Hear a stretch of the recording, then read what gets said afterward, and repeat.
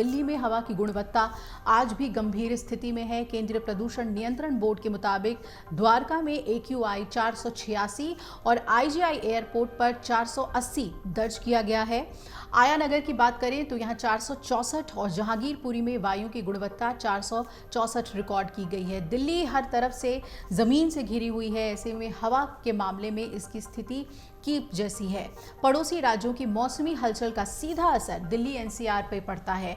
चारों तरफ से आने वाली हवाएं कीप सरीखे दिल्ली NCR में फंस जाती है और नतीजा गंभीर स्तर के प्रदूषण के तौर पर हमें दिखता है। सर्दी में मिक्सिंग हाइट यानी जमीन की सतह से वो ऊंचाई जहां तक आबो हवा का विस्तार होता है कम होती है और गर्मियों के औसत 4 किलोमीटर के विपरीत सर्दियों में ये 1 किलोमीटर से भी कम होता है।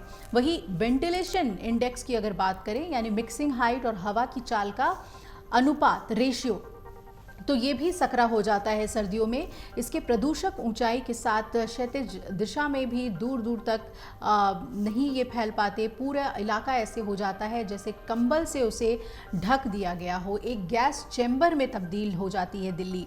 शनिवार को हवा की मिक्सिंग हाइट 3000 मीटर रही, जबकि वेंटिलेशन इंडेक्स 9000 वर्ग मीटर प्रति सेकंड रही।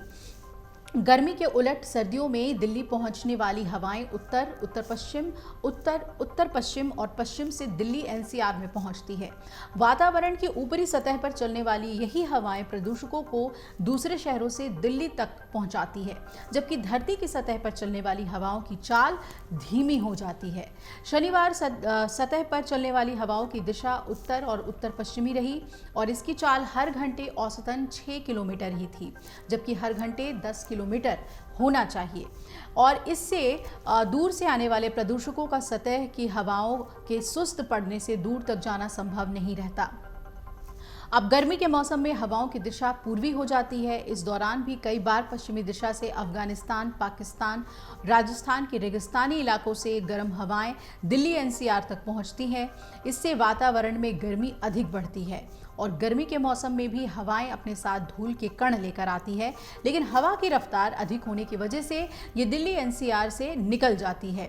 अब हवाओं के रुख और रफ्तार और तापमान के मिले जुले असर से एक स्मॉग का दौर भी जल्दी आ रहा है। 1970 से 1993-94 तक नवंबर मध्य में दिखने वाली स्मॉग की चादर 1995 के बाद से अक्टूबर में ही दिखने लगी है। नवंबर शुरू होते ही हालात गंभीर हो गए हैं। स्मॉग की एक मोटी परत के कारण कई लोगों को सांस लेने में दिक्कत हो रही है। स्वास्थ्य से जुड़ी हुई कई समस्याओं का सामना करना पड़ रहा है। दिल्ली NCR में ग्रेटर नोएडा सबसे ज़्यादा प्रदूषित शहर रहा है। यहाँ पर AQI स्तर जो है वो 490 रिकॉर्ड किया गया।